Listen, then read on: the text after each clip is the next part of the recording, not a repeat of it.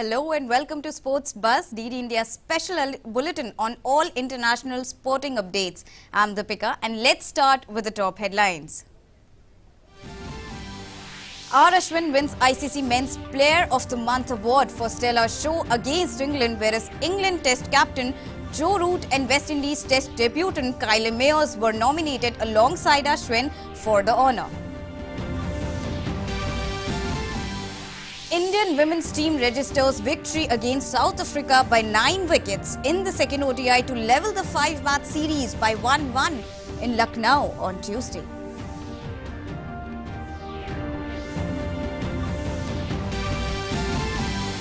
Indian women's team to play test match against England this year, says BCCI Secretary Jay Shah. The Indian team last played a test match more than 6 years ago. Indian men's hockey team ended their tour of Europe with a 3-2 win against Great Britain. Harmanpreet Singh's and Mandeep Singh's goal helped India remain undefeated on the tour. Juventus and FC Porto are all set to clash again in the second leg of Law 16 of UEFA Champions League at Allianz Stadium. Juventus will be looking forward to overturn a first leg defeat while Porto is aiming to repeat history.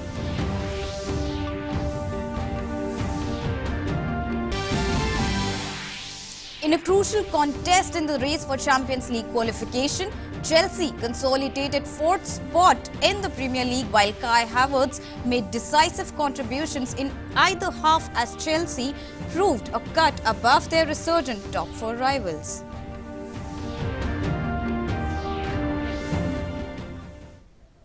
India's premier off-spinner Ravichandran Ashwin has been named as the ICC Men's Player of the Month for his stellar show against England in a 4-match test series at home, which his side won to qualify for the World Test Championship finale. In the 4 tests he played, Ashwin scored a 106 in the second innings of India's second test victory over England at Chennai and took his 400th test wicket in the 3rd test victory at Ahmedabad. Besides the century, Ashwin scalped a staggering 24 wickets against England in February. Ashwin was the unanimous choice to win in the men's category for February and garnered the most votes in the fan vote poll. The ICC said in a statement, England Test captain Joe Root and West Indies Test debutant Kyle Mayers were nominated alongside Ashwin for the honour. And the England and Wales Cricket Board and the BCCI are keen on hosting a test match between India and England's women team in around June 2021, almost at the same time when India's men's team will be up against New Zealand in the final of the inaugural edition of the World Test Championship. The date and venue of the test match between the women's team of India and England are yet to be decided, as the England board is working out the schedule of the women's team, who are all scheduled to play against South Africa and New Zealand in both ODI and T20 international series.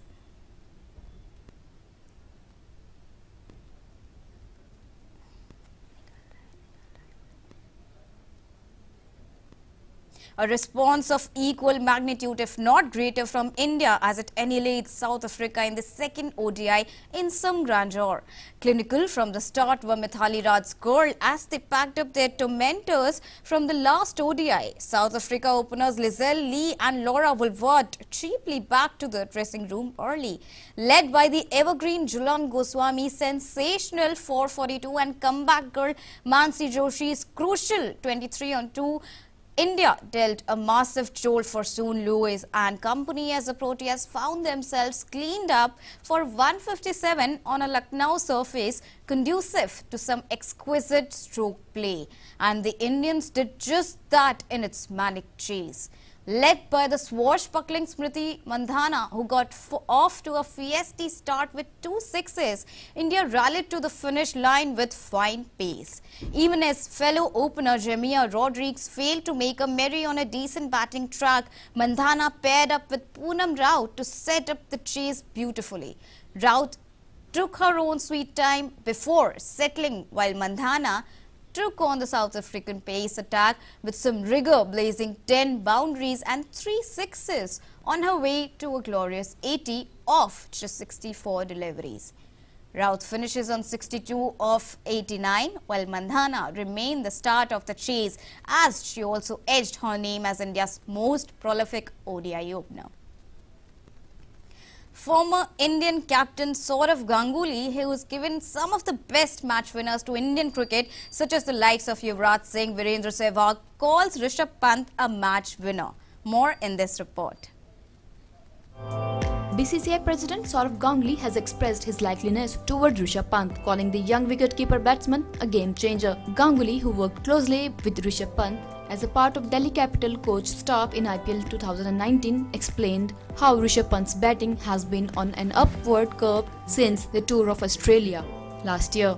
Ganguly has given some of the best match winners to Indian cricket, such as Yuvraj Singh, Virendra Sehwag and MS Dhoni, too feels that Pant possesses traits similar to these aforementioned names.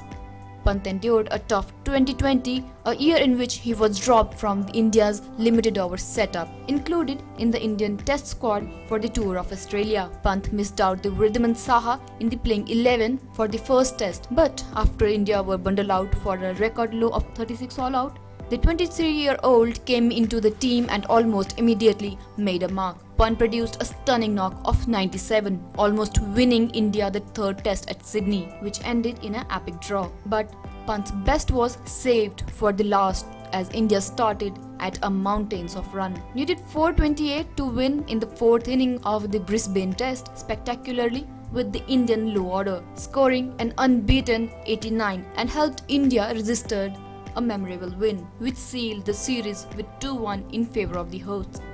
In England Test 2, Pant again began with a bang, scoring 91 in the first inning. Even though India lost in the Chennai Test, Pant sizzled with another impressive half-century, which proved pivotal to India taking a decent lead. But once again, Pant's best knock came in the final test of the series. Which saw him score his third ton, and more importantly, the manner in which he got them in what impressed the most. Sports Desk, DD India. Washington Sundar is such a player who can contribute from both bat and ball. He showed his performance in test matches and also his importance in the team. Do not come easy, and Washington Sundar could have had 2 in the series against England. Running out of partners with a score of 85 and 96 not out isn't easy to digest. But there is an element of non-tolerance about the 21-year-old that suggests he believes such landmarks are just a matter of time. Left-handed batsman and an off-spinner said, "It is okay if I keep playing this way. There will be more chances coming my way." It is this belief that sees Sundar apart, even on the eve of the final day of the Gaba Test, in which Washington Sundar made a crucial contribution. Washington's ability to contribute with both bat and ball has brought the belief that he can be a spin bowling all-rounder in Ravi Shastri's mold, one who can bat in the top 6. Shastri in fact believes that the youngster has much more talent.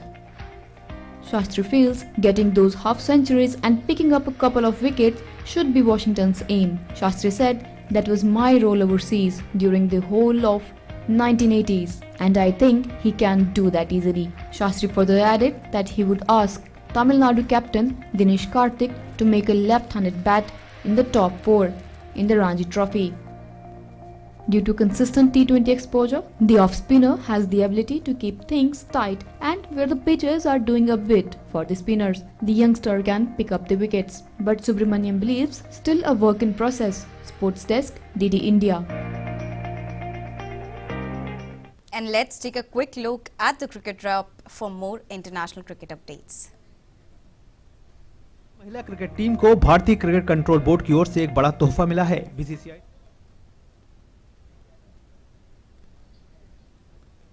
North Zone emerged as the overall champions, while Central Zone finished runner-up at the second ODI National Zone Cricket Championship League for the Deafs. The 5-day tournament conducted by the Indian Deaf Cricket Association at the MCG 2-3 Gevra Cricket Ground in Kanchwala from March 1st to March 5th showcased immense cricketing talent across all the 5 zones in India.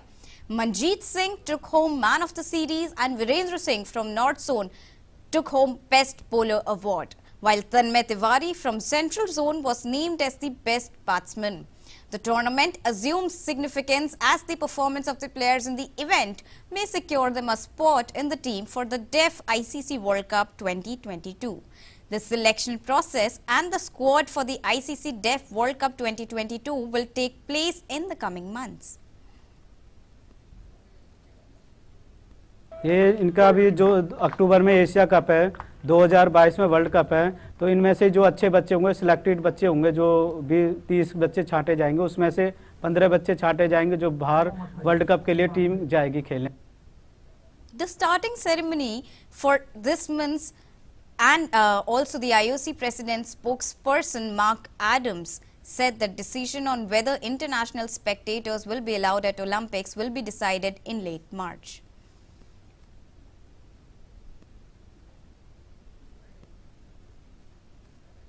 Committee sat on Monday.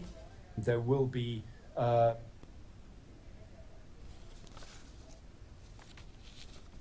The ceremony for this month's Olympic torch relay will likely be held without spectators, but fans will still be able to line with the route.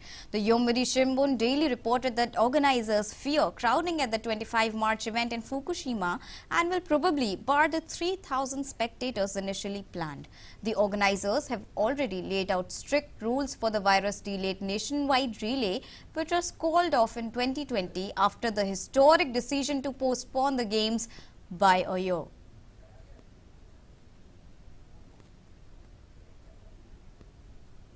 And the IOC President spokesperson Mark Adams said the decision on whether international spectators will be allowed at the Olympics will also be decided in late March. The decision on whether international spectators will be allowed to attend Tokyo 2020 Olympic Games this summer will be taken by the end of March. The International Olympic Committee sat on Monday. there will be probably a decision towards the end of March, at least regarding international spectators. But beyond that, obviously, it's a little too early at the moment to say anything further. Most Japanese do not want international visitors to attend the game, which are due to open in July. Aimed fear that a large influx of visitors could spark a resurgence of novel coronavirus infection. A survey showed 77% of respondents were against allowing foreign fans to attend, versus only 18% are in favor. What I would say is the principle is obviously that, as we've said before, that we want the games to be as close to as possible to an Olympic Games, and so we'll look at a whole range of measures of people, which groups may or may not or should or shouldn't be there. So I don't think it's really for me here to discuss that. That would be something that would be discussed obviously in the task forces and within the kind of government and the organising committee. Earlier, Tokyo 2020 President Siko Hashimoto has said she wants a decision on whether to let in overseas spectators before the start of the Torch Rally on 25th March. The Olympics postponed it by a year because of the COVID-19 pandemic and are scheduled for July 23rd to August 8 and Paralympics from August 24 to September 5. Sports Desk, DD India. The Russian soccer community Girls Power on Monday asked women to mark International Women's Day on the soccer pitch. Organizers offered an alternative way to spend a holiday in Russia, where March 8th is associated with femininity and the beauty of spring, and not just with feminism and women's struggle for equality. Some of the participants tried to play soccer for the very first time in their lives, and not without surprising reactions. Chelsea consolidated fourth spot in the Premier League as Thomas Tuchel's unbeaten start at Stamford Bridge continued with a 2-0 victory over Everton. In a crucial contest in the race for Champions League qualification, Kai Havertz made decisive contributions in either half as Chelsea proved a cut above their resurgent top four rivals. Havertz had a hand in Chelsea's opener when his 31st minute strike deflected in off Everton defender Ben Godfrey, and the German won the second half penalty off Jordan Pickford, which handed Jorginho the opportunity to double the hosts' lead from the spot. Tuchel's 8th victory as Chelsea manager extends his unbeaten start to 11 games and sees the Blues open up a 4-point lead over 5th-placed Everton, who saw their 3-game winning run end with a whimper in the capital. Juventus and FC Porto will clash again in the second leg of last 16 of UEFA Champions League at Allianz Stadium today. Juventus must overturn a first leg defeat to avoid a shocking exit at the hands of Porto in the Champions League. On the other hand, Porto is ready to repeat the history. Fans are expecting the match to be a cracker one. The last time Porto won away from home in the Champions League knockout stages was the year when they won the competition in 2002 and 3. And this will be a good time to end the drought.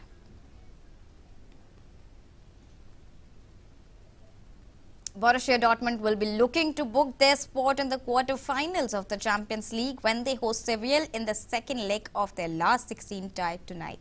Both teams have struggled in recent weeks and have a point to prove going into this game.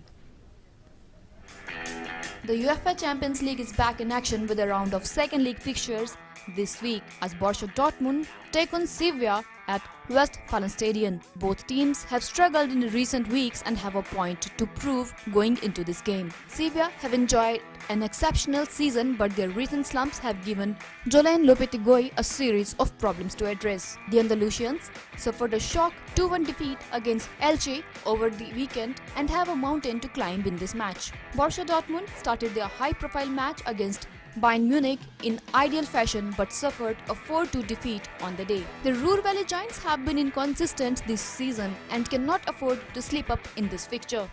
They are forced to win because of the result that we know, but that doesn't change anything in our approach to the game. We want to win the match ourselves. We want to play our soccer on the pitch regardless what Sevilla has to do in order to win the match, and we expect from ourselves that we perform the same way we did in Sevilla with a healthy dose of aggressiveness to become dangerous up front and to win the match. Well, we have said that it won't be an easy job to reach the next round, and before the first leg we have said that we need performances, good matches. We saw in the last year that one good performance is not enough, and right after the match in Sevilla we said that we only played one half, and we are certain that Sevilla wants to perform differently tomorrow, that they want to play better, and they did in the first leg. But we saw that despite not too many goal chances, they scored twice, and we have to be ready, and Sevilla intends to play better today than we have to be as well.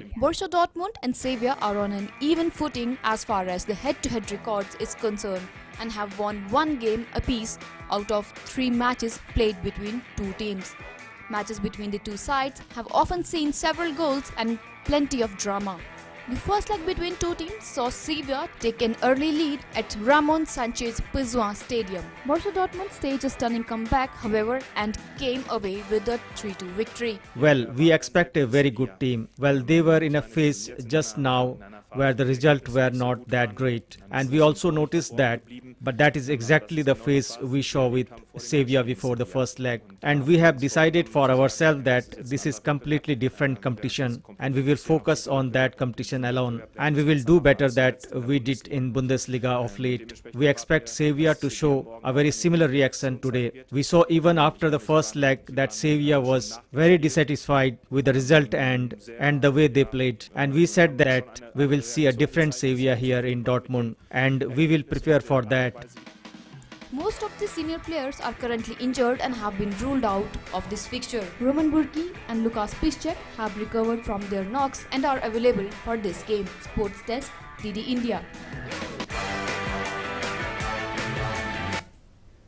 South African billionaire mining magnate Patrice Motsepe will be crowned the new head of African football later this week in a tame end to tumultuous weeks of campaigning. The 59-year-old Motsepe, ranked by Forbes among the richest men in the continent, has been appointed as the new Confederation of African Football president after a deal brokered by FIFA President Gianni Infantino.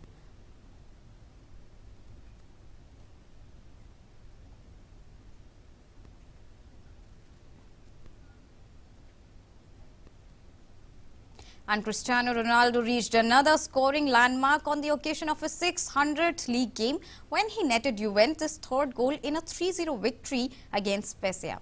With this, Ronaldo becomes the first player to score at least 20 goals over each of the last 12 consecutive seasons across more than one of Europe's top 5 leagues. Here's more. Record set by Ronaldo. Ronaldo became the first player to score at least 20 goals in 12 consecutive seasons in Europe's top 5 leagues when he scored for Juventus against Spezia in his 600th career league appearance on March 2, 2021. Ronaldo also became the first European player to score 100 international goals when his double against Sweden took his Portugal tally to 101 in a UEFA Nations League win in September 2020. The only male player to score more international goals than Ronaldo is Iran's Ali Daei with 109. Ronaldo's tally now stands at 102 goals. Ronaldo is also the only player to win a league title, domestic cup, a domestic super cup, Champions League, Club World Cup, League Player of the Year, European Golden Boot and Ballon d'Or at 2 different clubs, Manchester United and Real Madrid. While at Real Madrid, Ronaldo became the fastest player to reach 150 La Liga goals in 140 matches, 200 league goals in 178 matches and 300 league goals in 286 matches. In February 2020, Ronaldo marked his 1000th senior appearance by scoring in an 11th consecutive Serie A game against Spal to equal the league record.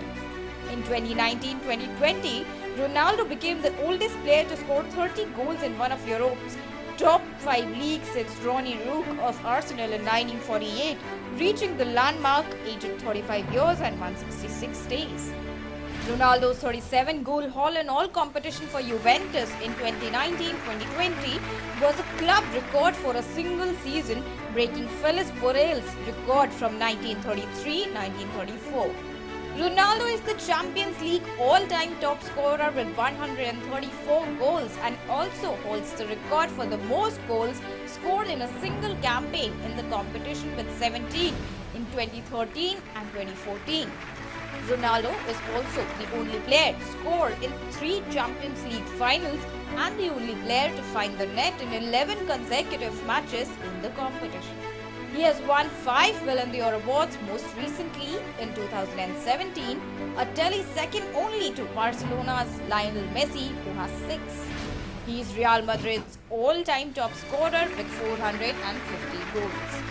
The Portugal talisman has the joint highest number of goals at the UEFA European Championship with 9, levelling with former France midfielder Michael Platini.